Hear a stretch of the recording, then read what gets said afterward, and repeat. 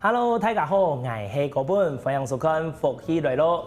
大家如果我们恒春半岛有哪道的特产呢？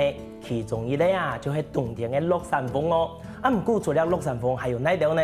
还有另外呢，就是太葱头啦。听讲我们的乐山凤同太葱头是有关系呢，还有乜嘅关系呢？今日我们就特别邀请当地的好朋友来同我们好好小解咯。马上来欢迎我们来自茶厂的顾成芬阿芬。主持人好，大家好，我是来自车城的铁人洋葱古城焕。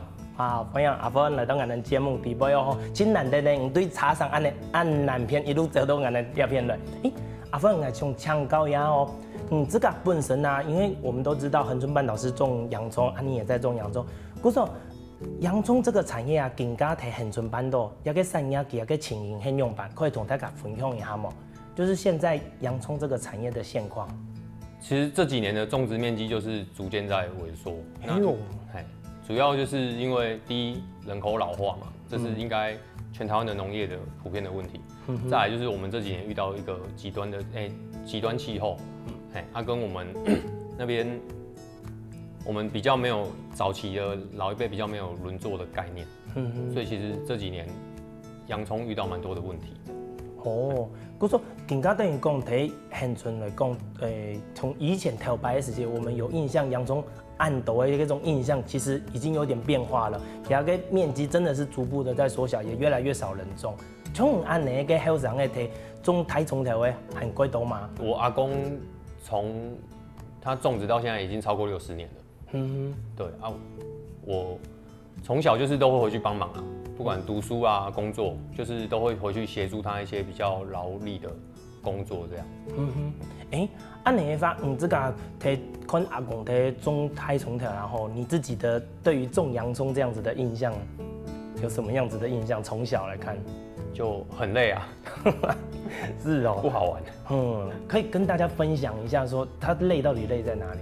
其实种洋葱最累的部分应该是只有在采收的时候。因为采收是需要大量人力，因为你看洋葱一颗一颗这样，像我们在搬就是一篮就是10几20公斤，对，主要是这段时间。那前面种跟一些病虫害防治管理那些其实就都走路而已，没有什么太过于劳力的活动。你既然阿芬你这个分享讲，万岁看阿公在种那个太葱头，是辛苦的一件事情，很累嘛。那怎么跟你好心米？他也只好我想讲来接触那个产业呢。其实就30岁那段时间，就是工作也到一个阶段了，那就想说不然我有想说要去澳洲 working holiday，然后就去之前感觉阿公好像很不舍我出国，对，所以我就跟他说好，我回来就回去陪你们。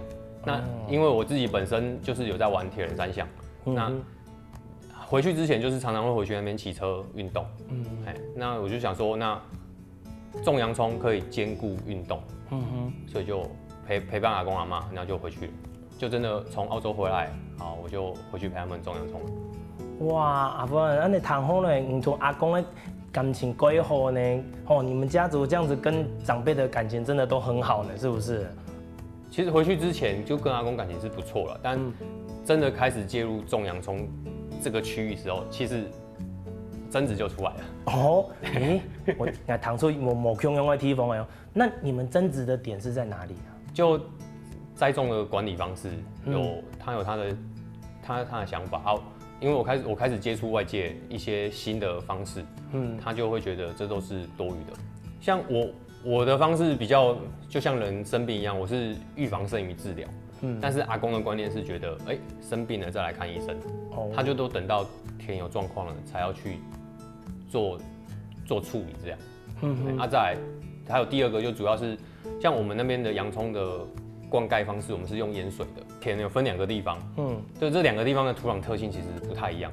有一块是淹完水，你必须让它泡一下子，可能泡10分钟20分钟，让水完全渗透到土里面去。那时候我其实也还不太了解，阿公想泡，我不想泡。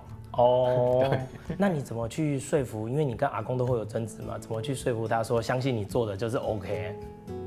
因为就有种出效果，就跟我这几个区块是这几年我用，那他有看到洋葱出来的效果跟品质 OK，然后他慢慢的接受这样。那阿焕，你刚刚有说你回来之后接手就成立铁人洋葱，除了是因为你喜欢铁人三项之外，自己想要成立一个品牌。那你为什么想要成立一个品牌啊？你的特色跟在地这些产业有哪里不一样吗？会想成立品牌，其实是因为那时候上屏东县政府的一个农业大学的课程，课程的需要，每个同学自己替自己的，就是每个人成立一个品牌这样。课堂上取了这个品牌之后，那我就后来也认识了一些都是种水果的农友比较多，那就学他们的方式，有点模仿他们。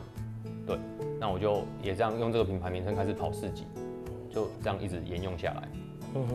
那等于讲，更加有自家的品牌，那跟在地其他的种太松条的人啊，不一样的地方在哪里？就是跟其他的一些农民他们的差别，同样是种洋葱，你的特色是在哪里？其实洋葱是短期作物，它不像那个水果、芒果啊、莲雾，他们那些是长期作物，他们可以去调整它的口感品质，因为它是每年日积月累去调整。那我们洋葱是每年种完就采收起来就地上就没东西了嘛，所以我们那边的口感都会差不多。主要就是因为第一，大家最熟悉的就是落山风嘛，落山风造成它的那个植物素会回流，就是我们到洋葱结球之后，它会被落山风吹倒伏，然后这个时候它的养分会锁在洋葱，就像我们看到洋葱的球茎里面。对。然后第二是因为我们那边的土壤跟台湾其他2个产区比较不一样，我们那边以前都是珊瑚礁地形，所以我们的本身的土壤涵盖量比较高。对，所以如果说要做区分的话，其实车城恒春半岛地区的口感其实是差不多的，只是跟其他区域像高雄林园跟彰化和美比起来，我们的就会比较脆，比较甜，洋葱味道会比较重。对。那如果说我跟其他的农民的差异是，我是这几年开始就是导入微生物的栽种方式，就是除了我还是惯型，但是我有做产销履历，跟微生物的栽种，就像我们人现在都会吃益生菌嘛，去顾肠胃，那我也会用一些微生物制剂去让我的田的好菌变多，那洋葱就也减少那个病菌的感染这样。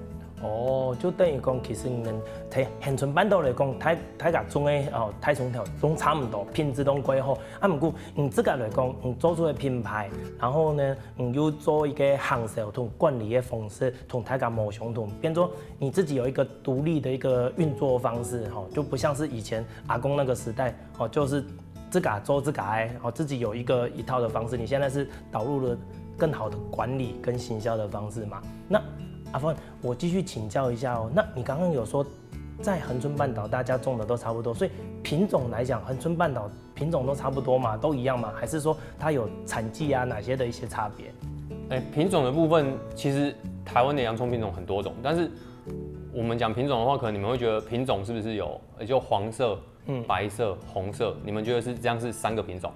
对，但其实就光黄色，整个台湾应该就10几种品种，甚至更多啦，不止10几种。那像我今天有带种子来，就像这2个种子这样。看到其他的颜色啊，没有不相同，是2个品种吗？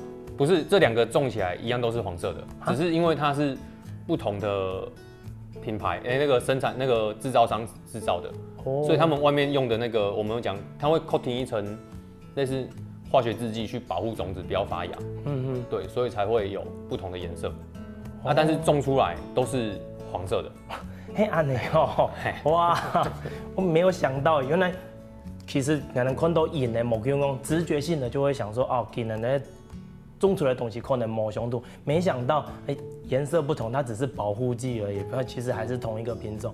那在阿峰，在你们来讲啊，在洋葱的产季，刚刚有说到它是一个短期作物嘛？那它到底是什么时候种，什么时候采收？你可以跟大家说一下吗？其实车城那边的特色就是落山风嘛，所以我们就是落山风起种洋葱，落山风结束收洋葱，我们就是种在落山风这段时间。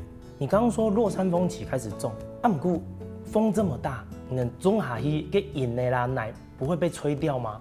像冬天的时候，最近就是有冷气团来，就气象就会说东北季风要下来了嘛。那东北季风来到恒春半岛，因为跨过中央山脉，它就变成我们那边俗称的落山风。对，那它不是每天都在吹，它可能一吹可能2-3天，中间会停。对，那我们就是都种在这段时期啊。它就是主要它会把露水带走，所以早期其实我们车城恒春半岛的优势就是我们其实没有露水，就是因为都被吹干了嘛，所以我们的洋葱会头好壮壮。但是这几年遇到的问题就是，已经不是土地上面的问题，是土壤里面的问题。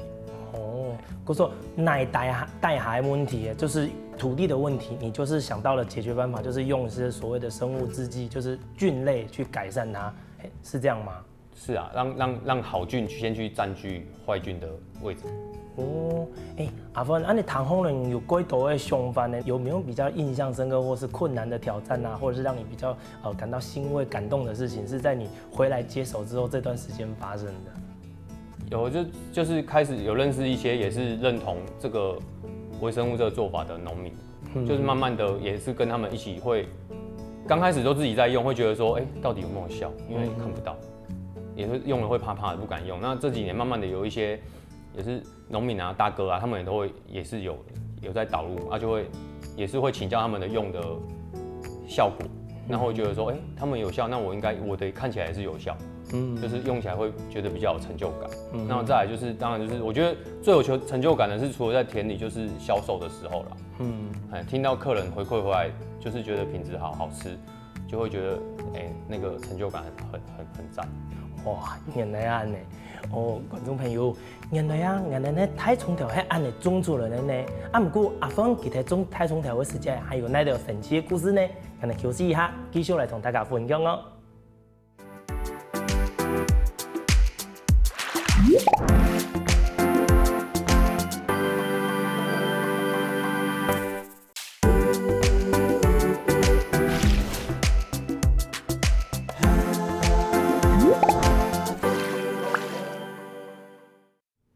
前面有讲到阿芬为了接受阿公自家嘅太冲条产业，过来成立自家嘅品牌啊，来种入嘅太冲条。在底部呢，还有那条挑战同故事，继续来请教一下阿芬哦。阿芬，前面有讲到你接手阿公的产业，成立了这个品牌嘛？那在这一块品牌的经营啊，跟成立的过程中，应该有一些不少的挑战跟困难吧？那你可以跟大家分享一下吗？最近遇到的大概就是因为我这几年。铁人洋葱这个名字今年应该算第3年了，那就想说好，既然市集也跑得那么勤了，那我不然就来去试试看注册商标这样。对，目前遇到的问题应该是可能是我的 logo 太复杂。用办公怎么说？很多人跟我说 logo 就是要形象化，你不用意象就好，不用画得那么复杂。那结果我最近就被什么驳回，先行驳回啦，就是叫你今天再去举证。其实好像刚好有一个品牌跟我的很像，因为它有斗笠，他可能就觉得斗笠，重复性太高。对，不是名字重复性太高，名字好像他也有铁人，我就应该就不用讲他的名字了，反正他是铁人叉叉，不是铁人洋葱。对，然后他就觉得很像啊。我现在就是在跟他说啊，我就是主要都是洋葱，洋葱的相关产物。对，那现在还在等结果。所以你已经提出证据了，就现在是说在等上面的主管机关跟你回复说到底可不可以这样子。对。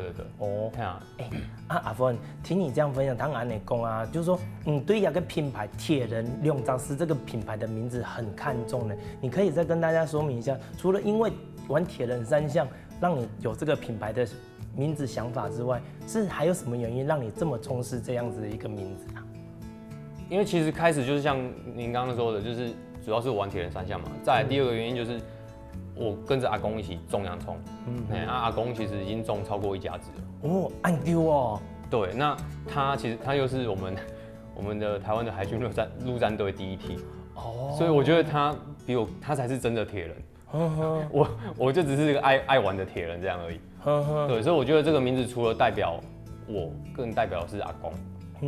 所以讲一个品牌，其实唔单单係自家，更加係佢代表阿公，代表人路開的精神，就是完整的是一个精神在里面，就像象征阿公一样这样子。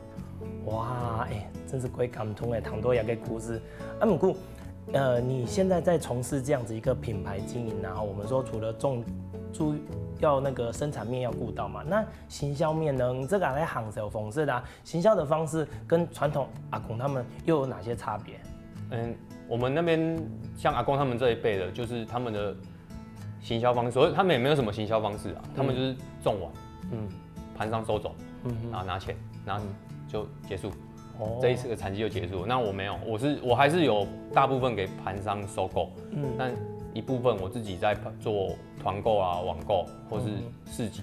像我去年跑比较勤的是市集，去年市集就跑了快10场，就平均1个月1场到2场。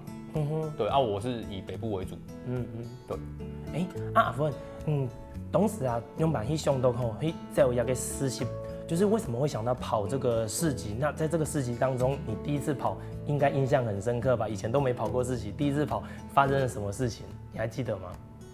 第一次跑也是去台北，那时候是跟我们那时候农会的推广主任他们去，我们的桌上什么都没有，就全部都是洋葱，然后第一天就快卖完了，就很有成就感。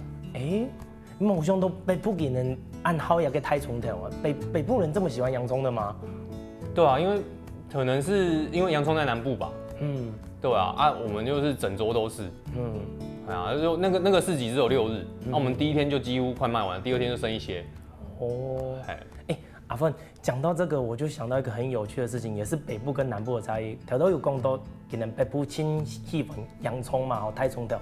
那我之前就想到说，以前我们北部的朋友去南部买那个去南部玩垦丁玩的时候，他们回来的时候问我们说，你们需不需要一些洋葱？然后结果他回来的时候就给我们一大袋，你知道结果我问他说，我们不是说一些吗？提供我们抽啊，但是那边的葱农听到说我要一些，就直接全部都是没有算颗的，可能一头一头一袋一袋在卖的，所以南部跟北部这样子计算方式是有差的呢。对啊，因为其实我在跑市集之前，在我回去种洋葱，我回去的前2年就已经有在，还没去澳洲之前，就是阿公只要有采收，我就会帮我北部蛮多亲朋好友的嘛，他们就也想吃，我就会帮他们寄。然后后来自己开始跑市集之前2年，就是以团购或是以载货上去给团购的人这样的朋友，然后他们也是后来就反映说，你一定要这么大袋吗？我说我们那边就只有这种包装啊。那个时候我还没有真的去想说行销这件事情是怎么一回事。我去也是都是像你收到是15公斤一袋。对，我去也是整车都15公斤。去就这样15一袋，这个地方2袋3袋就下。然后后来客户也很可爱，他们自己也开发一个方式，好，我都找邻居找朋友一起买。你送来我就分给大家。就一般应该买1推，我就跟你买1袋，但是我们是团购，团购中的团购安内啦。对。真是替100土豆给的时间，我真的也是蛮傻眼的。然后我就哇，怎么是这么多？我说一些，他们的一些就说就是这么多。阿芬除了安内啊，你自己除了去走那个实习跑市集之外，那还有做哪一些比较特别的那个行销的方式吗？我看你里面好像参加了不少活动，甚至还自己带着洋葱去从事户外活动做推销哦。对啊，因为像虽然叫铁人洋葱，那我虽然除了玩铁人3项，其实就是还有在爬山，就朋友约就去好，我就陪他们去爬百岳。那后来就想说既然应该没有人带洋葱去山上吧，所以我爬玉山跟嘉明湖，我都有带洋葱上去。像我粉丝页现在那个封面应该是嘉明湖的，我就有那几颗上去拍照后来我也不想带下来就留给协作，对，你们可以煮给下一团吃之类的，就带上去分享。顺带搭一类广告，打广告的形式这样子就是。对，自己的洋葱自己背，真是唔会惨嘞！都像头摆看到个新闻，日本有个做西装的社长社长他就自己带着这个公司出品那个西装去北山那的也穿一个行销广告案内啦。没想到你也采取了同样的方式。前面呢，除了讲成立一个品牌，你要去上课嘛，那你为什么会想到说去所谓的农业大学去上课里面学到的又是哪一些有关于行销呢，还是种植方面比较多啊？其实我们农业大学是先基础班，我们有分基础班跟精英班，基础班就比较偏向于种植的技术方面。我一开始会接触这个是因为其实我阿公在讲的一些，阿公很会种，但是他不知道怎么教我，所以什么我们的肥料3元素啊那些他都不会讲，他就只会跟我说啊，你这个时阵你要下什么肥，后来我发现他到底在讲什么，所以我才回去的第3年才开始接触到农业大学。那一开始就是也没想那么多，就是知道他是会教我怎么一些肥料3元素，一些基础的种植方式。他当然不是只针对洋葱，是针对所有的农作物这样去讲一些基础的原理。那后来上完课之后，知道有精英班，可是第1年我没有去报精英班，因为我觉得我没有要行销，所以我就没有报。我那时候也没东西，我是第2年，就是隔了1届我才又去报精英班，对，才开始接触行销这件事情。那在精英班就认识了很多本身就是有在做行销的一些水果的。种水果像芒果啦、莲雾那一些的农友，对啊，我的行销方式其实有点像在卖水果啦，对，把洋葱当成水果卖。你这个在比较好啊，说就是说零售你有做像团购，像水果这样子的，人家有教大盘，那两边的收益来讲，你觉得哪一个收益会比较好？当然是零售，但是也比较累。要自己去跑吗？对，因为你大盘就是洋葱，我们采收回来全部都是进工厂分装，那大盘就是卡车全部载走，零售我还要自己带回来整理，就是我会分的比较细啊，我觉得自己要做团购啊，跟市集，就是要拿出最好的品质给客户，所以我比较龟毛，我就是会挑比较好的出来，不好就是自己吃或是就送亲朋好友。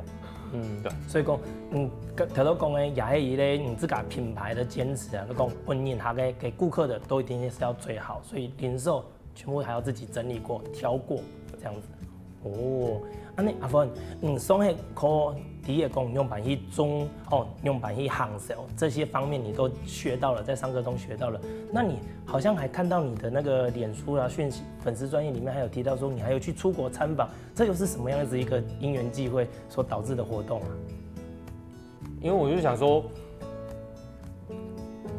其实是算今年第1次是去日本嘛，那个时候刚好其实没想那么多，就是采收完，就是盘上的钱进来了，那就看到这个活动，想说，那不然就来去国外看看啊，也可以。我觉得出去除了可以见识一下日本的，开阔自己的视野，看一下他们的农业是怎样之外，就是也可以认识同团的青农，对，因为他那个活动是否青农嘛，就是我觉得还可以认识深交一些朋友这样，因为而且又不同产业，我觉得会学到不同面向的东西，对。那你出国一斗拜啊？像2023年就去了出国2次，第一次是去6月份去日本，然后第2次是11月份去印尼。对，那日本大家的印象可能会觉得它的农业比我们先进，对，所以我们就去，就是主要都是参观产业，产业为主。那日本让我最印象深刻，可能就是他们的太阳能吧，因为我们印象中台湾太阳能都是一片一片接得很密嘛，但是他们的太阳能是分开的。它如果下面要种东西，它的太阳能板跟太阳能板中间下面是照得到阳光的，所以他那边有种很多作物，有什么地瓜叶啊、红萝卜。我们没有看到洋葱，但是我有问他说有洋葱，只是跟我们去的地方不一样。那第二个就是我2023年11月去印尼这一个部分，对，这个就比较特别，它几乎我们去的，因为这个跟外交部一起去的，除了农业部还有外交部，所以我们主要都针对他们的中央机关，那到最下面还有到他们青农的农场，那他们的青农也很特别，那个青农是曾经来台湾实习过，对，就是他也蛮了解台湾的农业这样的那个运作，对，然后我们有去参观他的农场，对，跟他做交流这样。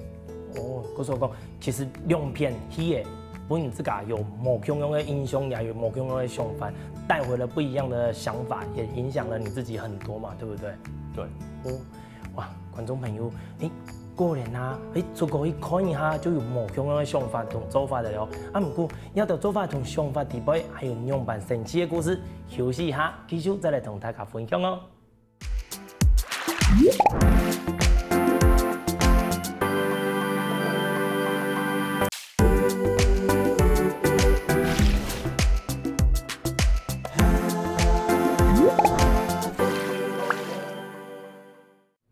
前面阿芬有讲到佢出国啊去做参访这件事情，啊，除了安尼，今年当中还有发生乜嘅神奇嘅故事呢？继续来请教一下阿芬吧。阿芬，你去日本啊，你有讲分享的嘛？也有去过印尼，啊，亚两个地方，哪个印象够深嘛？哪一个地方让你印象比较深刻？主要印尼的部分，因为印尼在大家的印象中可能会觉得比台湾落后，对，所以台湾其实在那边有一个农业技术团，对，我那时候去之前就觉得，那是不是就农改所之类的单位？果不其然就类似他们这样。那我觉得让我很惊艳的就是。他这个技术团就是除了教他们怎么种东西，连行销这一块都在协助他们。就是在一些超商也看得到他们包装的类似台湾的这样的农产品。再来就是像我们还有去参观一些他们的农政单位、议会之类的都有，所以就会发现说，台湾真的给他们的印象或是资源真的很多，因为他们都还很尊重我们，对，对我们的待遇也都还不错。所以真的觉得，台湾付出蛮多农业资源在印尼那边的。用这个方式搞几多的朋友啊，就用这个方式交流很多。那你去印度念啊，去了几天？7天。哇，7年啊，7年全部都是在参访吗？对，我那天在做回来的成果报告，每个人的个人报告，我算过，我们总共有19个点，我们去了17个，有2个，一个是气候啊，一个是时间的关系取消，所以7天总共参观了17个点。哇，然后对，早晨一起床，然后到睡觉之前，就是不断的在参访这样。然后每天晚上还要写报告。哇塞，你看，真是出于了5年去认真考察参访。你们这样子回来有没有累？全部累趴？全部累趴。那天我们要去总统府觐见嘛，跟回国报告。我们前天有聚餐，我就问一下，我们团员长官没有问啊，团员的部分12位。只有2位回来没有感冒，全部都打。我回来也是重病，然后2天还3天吧，还有人住院。哇塞，人家给参访出去之后，会不会没有人敢再跟你们这一种？不敢报名啊。真的。阿芬，贡多鸦片呢？就是你出国之后有影响到你很多吗？那你回来之后有做了哪些改变？从你回来参访之后这样子，做了哪一些的改变呢？目前就是其实像印尼它。政府主要是看我们有没有机会跟他们合作了，但是后来发现其实限制蛮多的，但是还是跟那边的像青农都还是有保持那个 LINE 上面的联络，因为他最近还来台湾。那改变的话，近期可能是暂时不会有，但是就是可能跟他们保持联络，看之后有没有机会洋葱可以过去，还是怎么样的一些贸易合作的机会这样。你阿芬前面有讲到讲，其实种太重条个部分啊很难机械化去讲。它收成那些都是需要大量的人力。那你有没有尝试过做一些机械化的改变，或者是收成方式的改变这样子？我们刚刚讲到机械化有分成2种，一种是种植跟采收。那其实种植就是农事单位改良场那边来试，那采收其实已经算是成熟了。对，就是它可以帮我们省去拔洋葱这件事情，它直接帮你割起来。但是有一好就没有2好，它损伤率其实蛮高的，所以我们还是以人工为主，只要请得到人，好拔还是以人力为主。对，难怪会说听到还有个我们的军队，我们国军还有天数去绑那个太重条帮忙收成这件事情，原来是因为机械化它造成的损伤。对，这是一部分。那再来是因为国军要回馈我们那边，因为像我的田是。我可以一边工作一边看那个阿帕奇打靶。对，我后面就是整个是靶场这样。除了陆军，还有阿帕奇也是陆军啊，就是还有 F16啊，常常那边飞来飞去。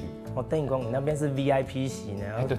几多军事迷，你可以出租给他们说，你可以来我的田里，按你看有位置留给你们，按你。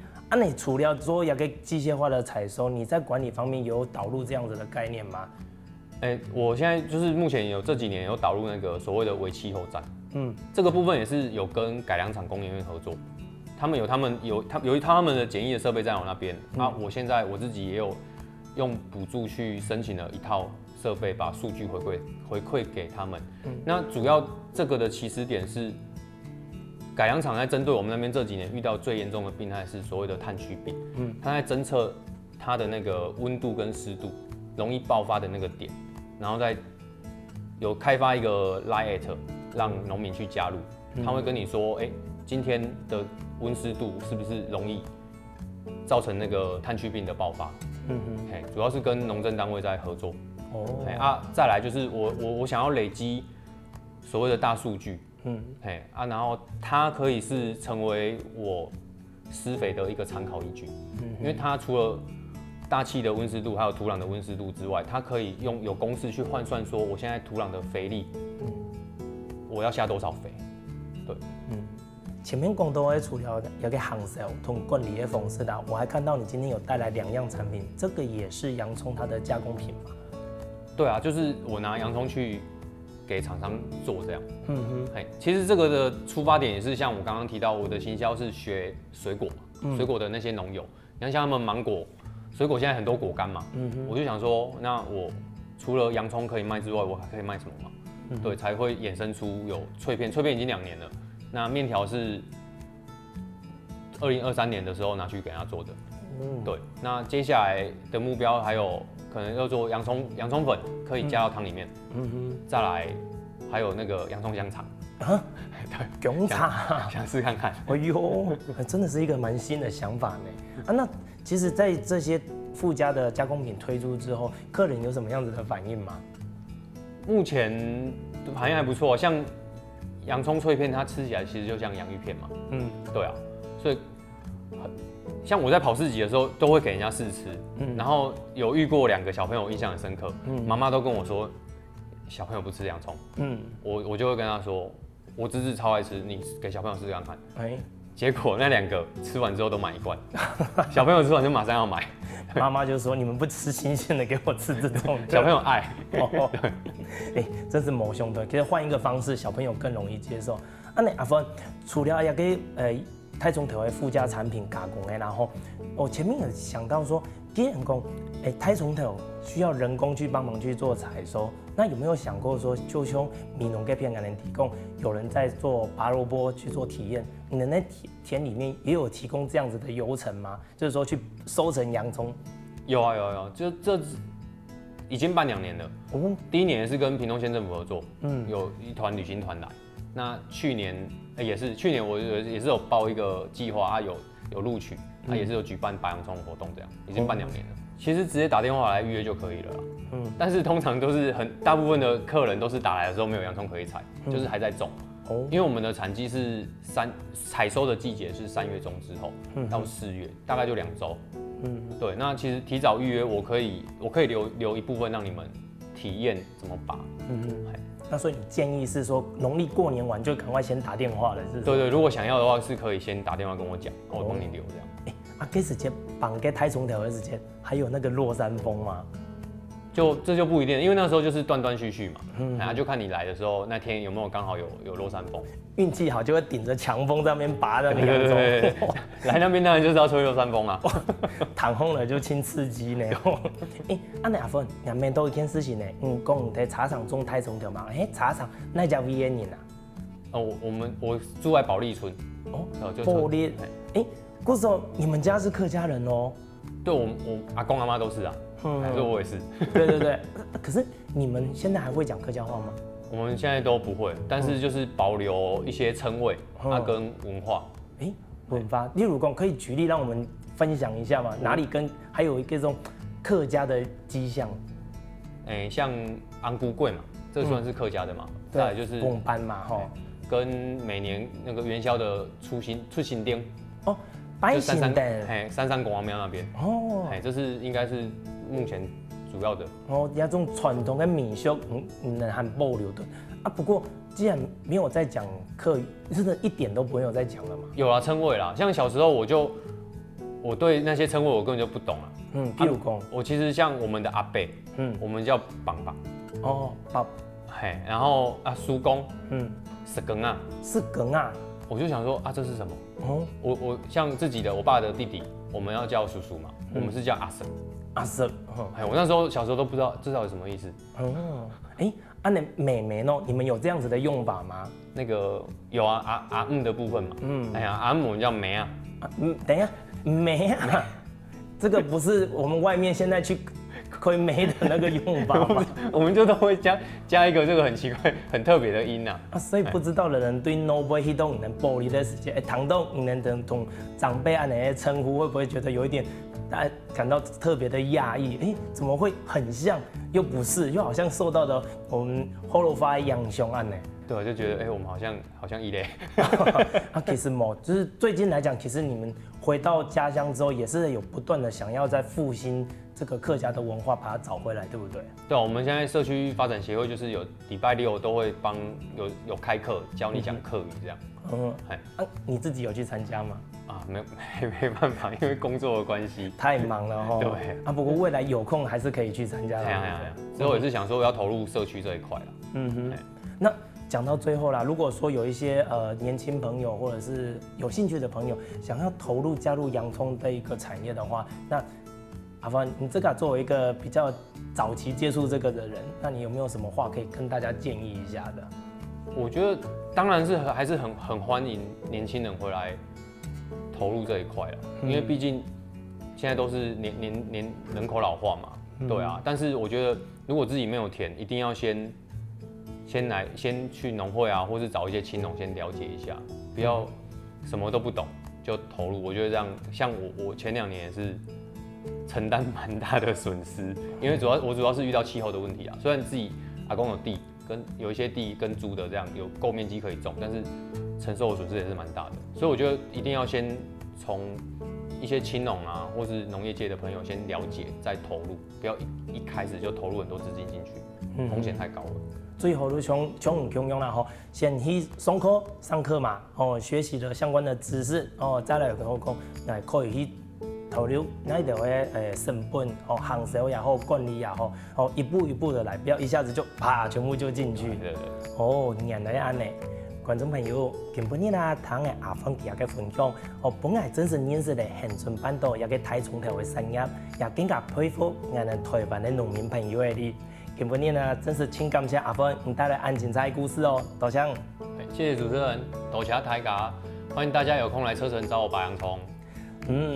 去放太冲头之前，继续听我们先生来运动一下哦。